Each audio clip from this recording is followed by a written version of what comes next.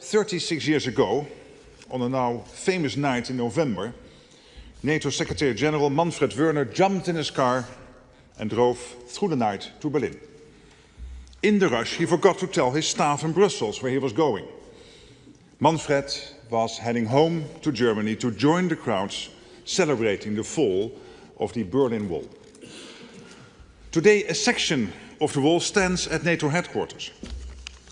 It was a barrier to keep people in and ideas out. And now it is a monument to the force of freedom, a reminder of the power of unity and a lesson that we must stay strong, confident and steadfast.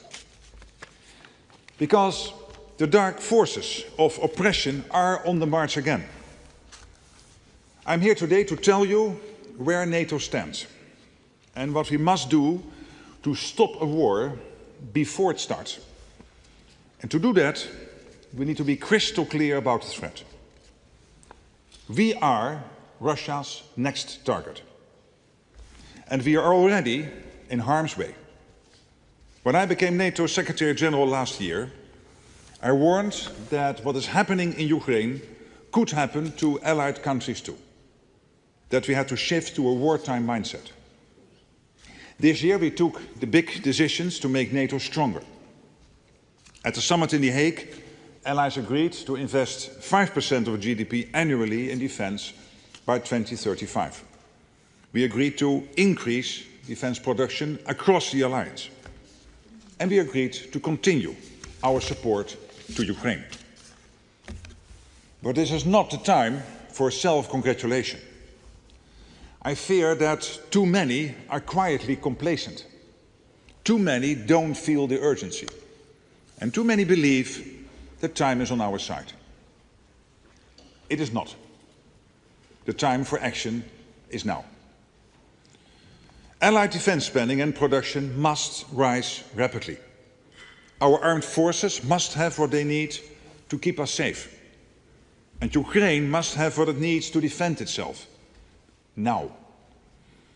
Our governments, parliaments, and our citizens have to be in this together, so that we can continue to protect peace, freedom, and prosperity, our open societies, our free elections, and a free press.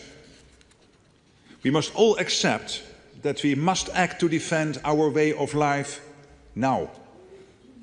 Because this year, Russia has become even more brazen, reckless and ruthless towards NATO and towards Ukraine. During the Cold War, President Reagan warned about the aggressive impulses of an evil empire. Today, President Putin is in the empire-building business again. He is throwing everything he has at Ukraine, killing soldiers and civilians, destroying the havens of humanity, homes, schools and hospitals. So far this year, Russia has launched over 46,000 drones and missiles against Ukraine. Russia is likely producing 2,900 attack drones a month and a similar number of decoys to distract air defenses. And in 2025, Russia produced around 2,000 land attack cruise and ballistic missiles. It is close to peak production.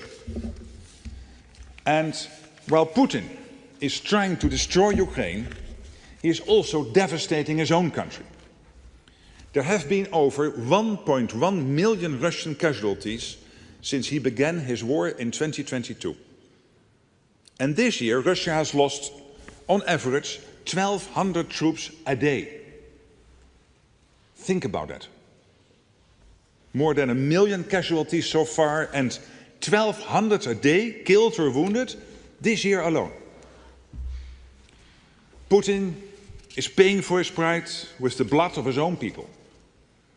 And if he is prepared to sacrifice ordinary Russians in this way, what is he prepared to do to us? In his distorted view of history and the world, Putin believes that our freedom threatens his stranglehold on power and that we want to destroy Russia. Putin is doing a good job of that all by himself. Russia's economy is now geared to wage war, not to make its people prosperous. Russia is spending nearly 40% of its budget on aggression. And around 70% of all machine tools in Russia are used in military production. Taxes are going up, inflation has skyrocketed, and petrol is rationed. Putin's next presidential campaign slogan should be, "Make Russia weak again." Not that he is troubled by free and fair elections, of course. And how is Putin able to continue his war against Ukraine? The answer is China. China is Russia's lifeline. China wants to prevent its ally from losing in Ukraine. Without China's support, Russia could not continue to wage this war. For example, about 80% of critical electronic components in Russian drones and other systems are made in China. So when civilians die in Kiev or Kharkiv, Chinese technology is often inside the weapons that kill them. And let's not forget that Russia also relies on North Korea and Iran in its fight against freedom, with ammunition and military equipment. So far, Putin has only played the peacemaker when it suits him, to buy time to continue his war. President Trump wants to end the bloodshed now, and he is the only one who can get Putin to the negotiating table. So let's put Putin to the test. Let's see if he really wants peace, or if he prefers the slaughter to continue. It is essential that all of us keep up the pressure on Russia and support the genuine efforts to bring this war to an end. NATO support means Ukraine can defend itself today, be in a strong position to secure a just and lasting peace, and be able to deter any Russian aggression in the future. Billions of dollars worth of critical military hardware is flowing into Ukraine, sourced from the United States, paid for by allies and partners. This is firepower only America can provide. We are doing this through a NATO initiative, indeed we call Pearl.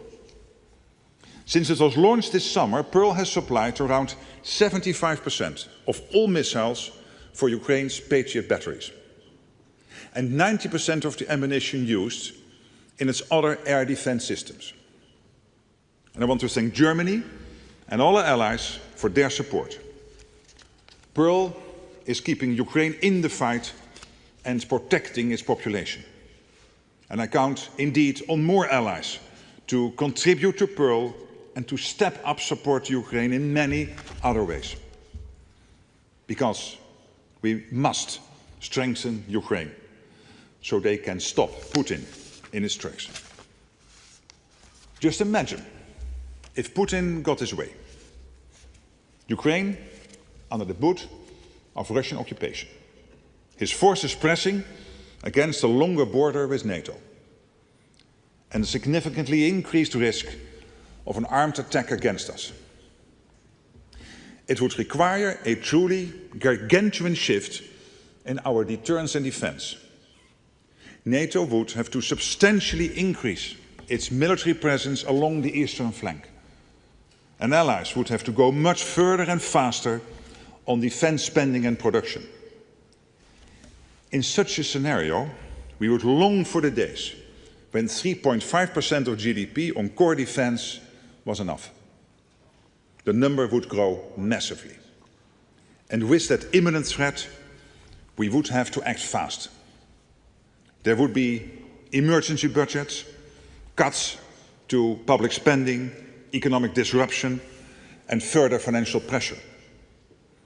In that scenario, painful trade-offs would be unavoidable, but absolutely necessary to protect our people. So let's not forget, Ukraine's security is our security. NATO's own defenses can hold for now. But with its economy dedicated to war, Russia could be ready to use military force against NATO within 5 years. Russia is already escalating its covert campaign against our societies. Russia's list of targets for sabotage is not limited to critical infrastructure, the defense industry and military facilities. There have been attacks on commercial warehouses and shopping centers, and explosives hidden in parcels. And Poland is now investigating sabotage against its railway network. This year we have seen reckless airspace violations by Russia, whether it is drones over Poland and Romania or fighter jets over Estonia. Such incidents put lives in danger and raise the risk of escalation.